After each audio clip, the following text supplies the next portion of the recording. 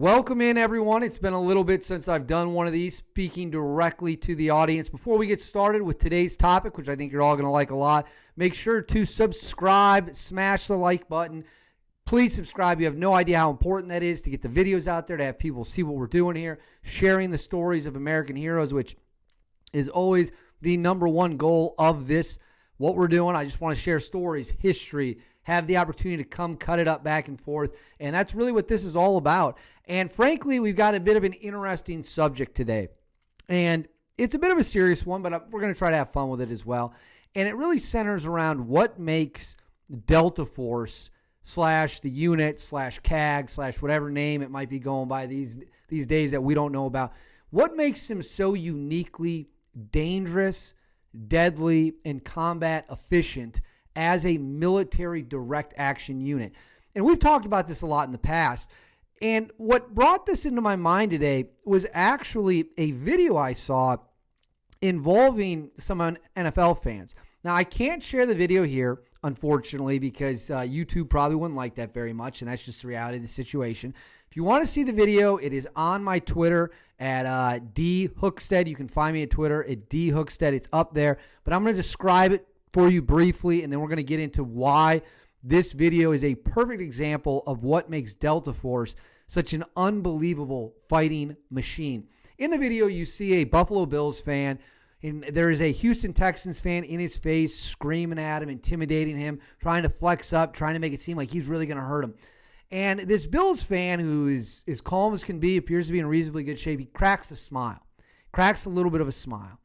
And I knew everything I needed to know when I saw that smile. When I saw that smile, that told me this dude is in complete control of the situation. He's got no fear of this bonehead in front of him. And if this gets physical, if this goes hands-on, he's going to beat the living daylights out of that dude. He knows it. Anyone who's paying attention knows it. And unfortunately for him, or I should say fortunately for the what I would say the aggressor in the incident, the Bills fan showed amazing restraint, because when you saw that smirk, you're like, that dude looks like he's about to beat the living daylights out of this person. He chose not to. He was the bigger man. He walked away. So what does this have to do with what makes Delta Force such an incredible fighting unit? Well, let's stop and think about that for a second. Let's take a moment to unpack why a regular looking person with a lot of confidence, with a guy threatening him in his face, but he looks very calm, why might that represent something similar to what makes Delta Force such an incredible fighting unit? And the answer is this. When you can blend in, when you look like a normal dude, when you look like a high school history teacher, when you look like the local small rural Wisconsin town accountant, people aren't going to pay attention to you. Now, there's a term for this. It's called the gray man. Well, what is the gray man? The gray man is essentially someone who goes unnoticed. They're incredibly good at their job, but they're just not someone who gets noticed by anyone paying attention. This is what makes Delta Force operators unbelievably lethal. And the reason for that is simple. They can slip into places that you would never expect them to be, and no one's going to even know. And then when it comes time for them to strike, whether that's take out a target, detain somebody, targeted, I'm trying to choose my words very carefully here so YouTube doesn't, do anything crazy, take the video down. A targeted strike, an intel operation, recon, whatever it might be. When you can blend in, when you look like a normal dude, when you look like a guy who's coaching Pee Wee football on the weekends, and that's a skill in and of itself. It allows you to move through airports, for example, without being noticed. It allows you to go through crowded areas in foreign countries, a country perhaps like Syria, where there's a lot of unit operators, a lot of JSOC elements. It allows you to even go into countries perhaps that we're allied with, but we don't really want people to know what we're doing in there. Think maybe some Middle Eastern countries that we don't need to name today. Well, how does that vary from other military units? Well, again, let's just unpack it a little bit. Army Rangers, you got the tight haircuts, you kind of look the part. Navy SEALs, well, first off, vanilla side SEALs, they're all about letting everyone know they're in the SEALs. And hey, if I was a Navy SEAL, I would too. It's a badass job. Green Berets, kind of the same thing. And then, you have your Tier 1 elements where you don't really see that. But even at the Tier 1 elements, if you look at some of the SEAL Team 6 guys who are known public, they're covered in tattoos. They've got the beards. They lean in to the Navy SEAL reputation. They lean in to the stereotypes that are out there of Navy SEALs. And again, I'm not knocking them. I love Navy SEALs. I've got good buddies who are Navy SEALs. They're great operators. They're great at what they do. It's a lot harder to go unnoticed when you're tattooed from here on your hands all the way down. You got chest tattoos. You got a big chest plate. It's just a lot harder. When you see someone like that, you think, that guy kind of stands out a little bit. He's going to draw attention.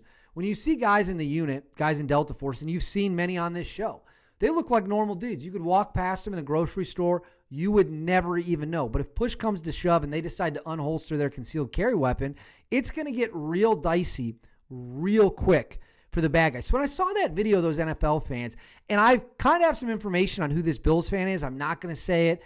He is apparently in a job, I'll say, that would make sense for why he was so confident with that lunatic or that person screaming like a very unhinged person in his face.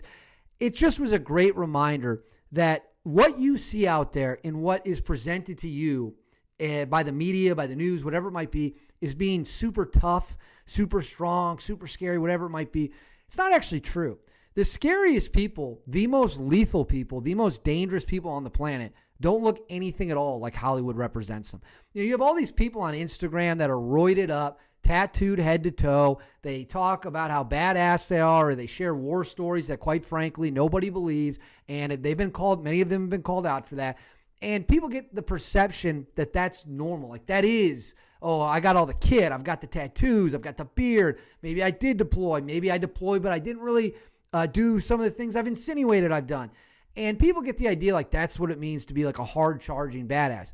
That's just simply not true. You look at some of the dudes who've come on this show, some of the Delta Force guys who've come on here, and again, I hate to repeat myself, they look like dudes who seriously could be the science teacher at your local high school, your local geometry teacher.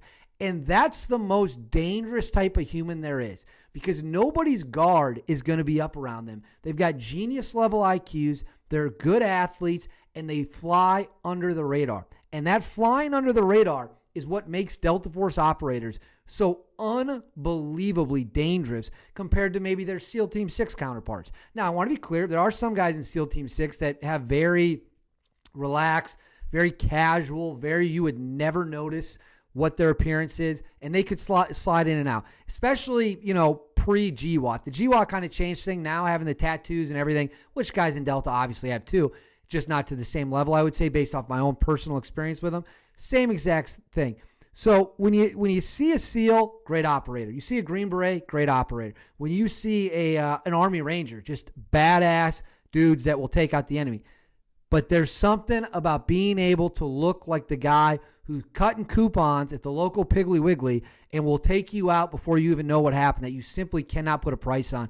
And at the end of the day, that's what Delta Force does. And when I saw that NFL video, I was like, this guy yelling in his face has no idea what he's setting himself up for. Look, maybe you all disagree. Maybe you agree. Make sure to let me know in the comments what you think. Smash the subscribe button, like this video, and comment with your thoughts on what you think makes Delta Force a unique fighting military unit.